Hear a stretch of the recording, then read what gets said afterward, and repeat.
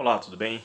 Hoje eu gostaria de trazer um assunto que na verdade vai ser uma série de vídeos curtos sobre esse tema, sobre como ganhar os nossos filhos para Jesus, a importância disso e algumas coisas que são o mínimo que nós, pais, precisamos saber para não perder os nossos filhos para o mundo. Então, cada um desses vídeos vai ser um tema e o vídeo de hoje é sobre o casamento, o mínimo que você precisa saber sobre o casamento, certo? Para não perder o seu filho para o mundo. Primeiro é o seguinte, Deus fez Adão como o sacerdote. Adão e toda a criação, todo ser humano, o homem, como sacerdote de toda a criação, certo? Ele estabeleceu a forma com a qual o homem se relacionaria com Deus e com a criação. Deus deu a Adão a autoridade para governar sobre os peixes do mar, subjugar a terra. O homem ficou então responsável pelo governo de toda a natureza terrestre e presta contas disso a Deus. A forma como ele se relaciona com a natureza tem repercussão no homem diante de Deus. Porque à medida que as suas ações do homem refletem ou deveriam refletir a glória de Deus na própria criação. Em outras palavras, o homem intermedia a relação entre a criação e Deus. Ele governa a natureza para Deus. O homem possui então um papel de sacerdote da criação. Uma vez estabelecido esse papel de sacerdote, Deus deu mais uma coisa para o homem administrar. E administrar bem, cuidar com zelo e prestar contas deste cuidado dele a Deus. Uma coisa tão magnífica que a resposta imediata de Adão foi aumentar ainda mais o seu papel perante esta criação. Ele agora não seria mais o sacerdote na relação entre criação e Deus, mas ele seria também o profeta. O homem, ao receber esse presente, ele se tornou um profeta na relação com Deus. Ele falaria com autoridade em nome de Deus e pelo poder da sua palavra, poder da palavra de verdade, estaria apto então a tornar-se verdade. Que presente foi esse? Deus deu a Adão Eva.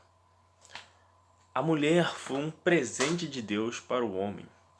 Um presente tão espetacular que a primeira coisa que ele fez, quando Adão olhou para Eva, a primeira coisa que ele fez foi profetizar.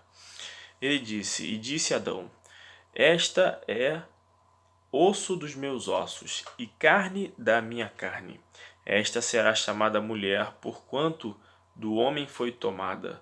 Portanto, deixará o homem seu pai e a sua mãe, e apegar-se-á à sua mulher, e serão ambos uma só carne. Como Adão sabia o que era pai, o que era mãe? Como ele poderia saber que a partir daquela relação um conceito familiar estaria estabelecido e que em algum momento o homem precisaria deixar os seus pais? Como é que ele poderia saber isso? Para formar a sua própria família com a sua própria esposa. Não tem como saber exatamente a resposta dessas perguntas, mas o propósito de um casamento fica bem definido nas palavras de Adão, já estava claro na mente de Adão antes mesmo dele entender o que estava acontecendo ali. Ele sabia que, em primeiro lugar, o seu exercício real de reinar sobre a criação de Deus e de prestar contas a Deus sobre esta criação agora estava compartilhado com a sua mulher. O homem estava agora vazio e incompleto, e sua plenitude seria alcançada apenas. O homem está agora vazio e incompleto, e a sua plenitude só pode ser alcançada apenas com a união entre homem e mulher. A soma dos dois forma um. Os dois juntos seriam uma só carne, e não só isso. Este papel sacerdotal sobre a criação deveria ser transmitido às gerações futuras. O casamento passa a ter, então, uma função social primordial na perpetuação da própria sociedade, da própria humanidade. Ele passa a ser, o casamento, a base para que se possa crescer e multiplicar uma sociedade, a ordem que Deus deu. Casar-se passa a ser, portanto, um ato fundamental para os seres humanos. Se tornou fundamental se casar. Um ato de sobrevivência humana que está acima da nossa própria humanidade. Casar-se é um ato transcendente à nossa humanidade. E por conta disso, o casamento não pode ser outra coisa. Se ele é transcendental, se ele é esse presente de Deus, e se Adão, ao perceber isso, entendeu a magnitude disso tudo, chegou a profetizar, o casamento não pode ser outra coisa senão sagrado. Ele transcende a nós, ele é sagrado. Ele é divino, uma vez percebido o propósito maior do casamento. Perante a sociedade e da sua sacralidade, que é preciso entender isso, passa a ser de vital importância a sua manutenção, a defesa do seu casamento, a defesa do casamento como um todo. Estudos indicam que pessoas que são mais felizes em seus casamentos, as pessoas que são mais felizes nos seus casamentos, são justamente aquelas que cresceram em um lar onde, por exemplo, os seus pais permaneceram casados. Ou seja, filhos de pais divorciados, pais solteiros, mãe solteira, tendem a ser mais infelizes em seus casamentos, menos realizados em seus próprios casamentos. Os que são mais felizes, também os mesmos estudos indicam, cresceram em um lar cuja disciplina era firme. Isso deu a ele solidez para quando ele tivesse seu próprio casamento, enxergar com naturalidade e enfrentar o casamento. Criados em uma família convencionalmente, pasme, cristã, a maioria das pessoas cujas famílias são cristãs têm mais facilidade de enxergar felicidade numa vida conjugal. Além disso, o ajustamento conjugal, vamos dizer assim, se apresenta como sendo intimamente ligado a uma participação social ativa em uma igreja. Isso mesmo, isso não é estudos evangélicos, né? Você vai encontrar isso, por exemplo, em vários livros. Vou citar um, Elementos de Sociologia, de Samuel Koenig. Você consegue enxergar isso, sociologia. Então, esses que participam de uma vida de igreja conseguem melhorar os seus casamentos. Ou seja, a partir do momento que um casal se torna pai, né, e se os dois se tornam pais, a felicidade futura e a segurança emocional dos seus filhos passa a estar intimamente ligada à relação dos seus pais com a sacralidade do seu próprio casamento. Então, eu me casei, a relação com que eu e a minha esposa enxergamos o nosso casamento vai influenciar diretamente no futuro dos meus filhos. E vai dar a eles a segurança emocional para que eles também possam perpetuar isso nas sociedades futuras. Hoje nós vemos uma sociedade decaente. Como foram os casamentos dos nossos pais e dos pais dos nossos pais? O que mudou? Quando melhorou? Quando piorou? Você consegue fazer essa reflexão? Muito bem. Diante de tamanha importância do casamento, não existe outra alternativa para o casamento que seja diferente do sucesso. O mínimo que se espera de um casamento é, portanto, que ele seja bem sucedido. Mas a pergunta é: como medir o sucesso de um casamento? A Bíblia diz isso. Como medir o sucesso de um casamento, de uma vida no geral?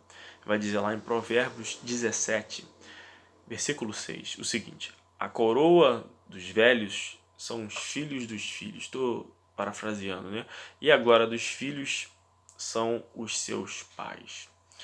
Não poderia ser diferente mesmo. Se o propósito maior do casamento, profetizado por Adão, é o da sobrevivência da espécie humana, da relação social moral, a coroa que consagra o casamento não poderia ser outra coisa mesmo, senão os seus netos, filhos e filhos. Se você possui netos e esses netos vivem para a glória do Senhor, significa que de alguma forma você desempenhou bem o seu papel de pai ou de mãe, que era qual? Instruir os seus filhos no caminho do Senhor, que até quando eles crescerem, se desviar, jamais se desviará dele.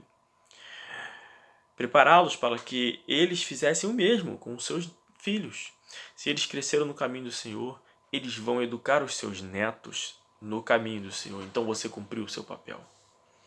Por isso é a coroa dos idosos.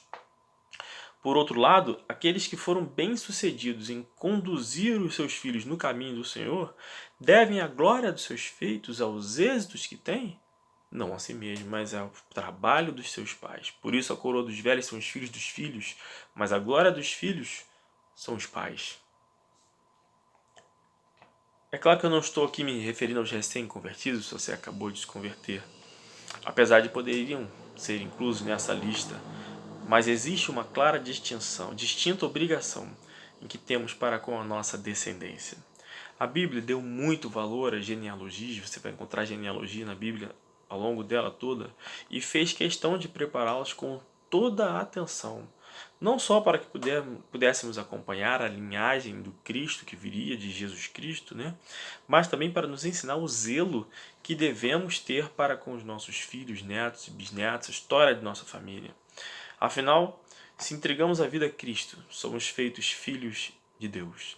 Somos o seu povo, povo de Deus, e temos, portanto, uma obrigação real, sacerdotal, para com os nossos pequeninos.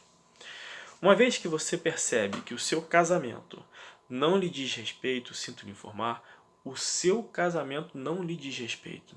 O meu casamento não me diz respeito.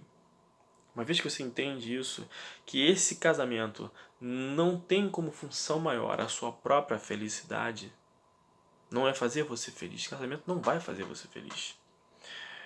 Mas sim a felicidade dos seus filhos, o divórcio passa a ser então uma aberração, um escândalo. A este propósito, afinal, um detalhe importante: se você acha que o seu marido, sua esposa vai te fazer feliz, que ele precisa mudar para fazer você feliz, pode desistir da ideia de casamento. Não casa, fica solteiro que você vai ser mais feliz. Deus deu todas essas tarefas a Adão primeiro, e só depois ele entregou a sua esposa. Tamanho a dedicação requerida de Adão. Criar filhos e prover a sociedade, uma sociedade forte, é uma tarefa mais importante da raça humana. E não faria o menor sentido se fosse uma tarefa fácil. Não é e nunca vai ser. Mas é a tarefa mais exigente e séria de todas, e também a mais compensatória. Um idoso sem descendentes vai morrer sem sua coroa na terra. Uma vez que você entende isso, percebe que marido e mulher estão presos um ao outro, para sempre. Você percebe que tem uma importante decisão a ser tomada. Você está preso ao seu marido, à sua esposa. E você tem diante de ti uma importante decisão a ser tomada. Você pode aceitar o fardo e tentar amenizar as coisas, né? Ou você pode se encher de ressentimento, amargura, frustração e viver o resto da vida alimentando briga, confusão e ressentimento. Qual você escolhe? Mas aí você pensa, como eu vou amenizar esse meu relacionamento com meu marido? Se você procurar, você vai achar de tudo na internet. Se você for procurar conselhos e tudo mais, você vai todo tipo de dica, como encontrar a pessoa ideal, dicas sobre família, pretendente e a sua relação, dicas sobre como se comportar, até como cortejar, relações sexuais, tudo que tem maluquice você vai encontrar na internet. Mas tudo isso me parece coisa de família doriana. Só funciona em comercial de TV. Quem é casado sabe que estas dicas, conselhos e orientações de profissionais de TV são praticamente ilusórias e fantasiosas. Provavelmente não funcionam nem na família deles. Elas geram uma expectativa irreal de que o casamento deve prover isso e aquele tipo de felicidade que nunca vai ser atingida. E na minha opinião, fatalmente, vão causar frustração. Porque você passa a ter uma perspectiva de vaidade relacionada ao seu casamento, ao invés de ter uma perspectiva de altruísmo, que o seu papel agora é cuidar do seu filho, é garantir que eles vão caminhar no caminho do Senhor.